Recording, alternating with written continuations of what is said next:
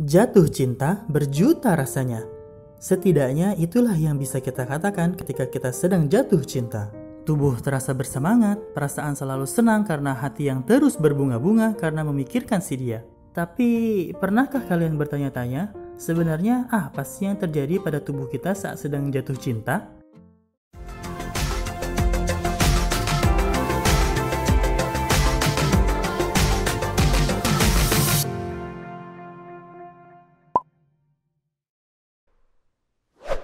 Kita semua selalu beranggapan bahwa cinta hanyalah permasalahan psikologi saja. Padahal faktanya, reaksi yang disebut cinta adalah sebuah proses yang terjadi sebagian besar ada di otak kita. Reaksi jatuh cinta tidak lepas dari dua sistem di otak kita yang disebut dengan sistem limbik yang berhubungan dengan emosi dan memori, lalu sistem saraf otonom yang berhubungan dengan proses komunikasi otak dengan seluruh fungsi organ tubuh kita. Sebuah penelitian dari Profesor Semir Zeki, seorang neurologis dari University College London di Inggris pada tahun 2000, menemukan bahwa jika kita melihat atau berinteraksi dengan orang yang kita cinta, akan terjadi aktivitas yang kompleks dalam otak kita.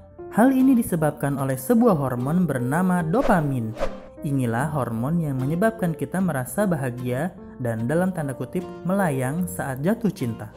Ketika kita mengalami hal yang baru, hal yang mengagetkan, atau hal yang kita sukai, ventral tegmentum akan memproduksi hormon dopamin dan mengalihkannya ke sistem limbik seperti talamus, hipokampus, dan amigdala. Talamus adalah bagian otak yang menerima sinyal penglihatan, sentuhan, rasa, dan pendengaran. Hipokampus adalah bagian otak yang memproses dan membentuk memori baru. Dan amigdala adalah bagian yang merespon dopamin dengan emosi. Dopamin yang membanjiri ketiga bagian tersebut memberitahu bahwa itu adalah hal yang bagus.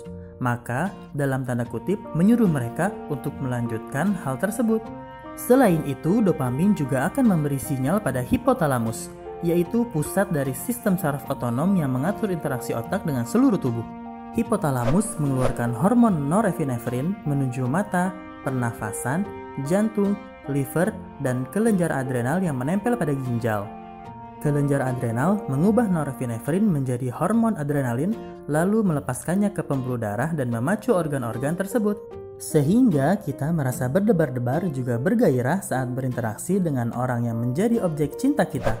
Selain itu, hipotalamus dan kelenjar pituitari mengeluarkan hormon endorfin ke seluruh tubuh sehingga kita merasa nyaman dan tidak merasakan sakit apapun saat sedang bahagia. Hormon endorfin mempunyai fungsi yang sama dengan morfin. Namun, pada penelitian yang lain, endorfin lebih kuat 200 kali lipat dari morfin loh. Hipotalamus sebagai command center di otak kita juga menghasilkan hormon lain, yaitu oksitosin dan vasopresin. Oksitosin inilah yang disebut dengan cuddle hormone atau juga hormon cinta, karena ia selalu keluar disebabkan oleh interaksi fisik bersama dengan orang yang kita cintai dan menyebabkan keterikatan atau bonding. Oksitosin biasanya juga keluar pada ibu yang sedang melahirkan dan juga yang sedang menyusui anaknya. Proses ini menjadi siklus yang terus berputar antara organ tubuh dengan hipotalamus di otak. Semakin lama interaksi fisik terjadi, semakin banyak hipotalamus mengeluarkan oksitosin. Karena itulah, oksitosin juga disebut sebagai hormon kepercayaan. Karena semakin banyak interaksi fisik, maka semakin tinggi kepercayaan dan keterikatan semakin erat. Penelitian lebih lanjut dari Profesor Semir Zeki mengatakan bahwa ketika kadar dopamin di otak meningkat, maka kadar hormon lain yaitu serotonin akan menurun. Serotonin adalah hormon yang terkait dengan nafsu makan, istirahat, dan suasana hati. Hal inilah yang menjelaskan mengapa orang yang jatuh cinta terkadang terlalu fokus kepada orang yang ia cintai. Pikirannya selalu terbayang-bayang sampai tidak bisa tidur, bahkan tidak nafsu makan. Itulah yang sebenarnya terjadi pada tubuh kita saat sedang jatuh cinta. Apa yang disebut dengan psikologis sebenarnya juga adalah proses biologis dalam tubuh kita. Terima kasih karena telah menonton video ini sampai selesai. Jangan lupa like, share, dan subscribe channel ini agar tim kami selalu semangat membuat konten baru untuk teman-teman sekalian. Komen pertanyaan-pertanyaan kalian yang belum pernah kalian dapatkan jawabannya. Siapa tahu jawaban pertanyaan kalian akan kami buat menjadi konten. Sampai di sini, kita bertemu di video selanjutnya.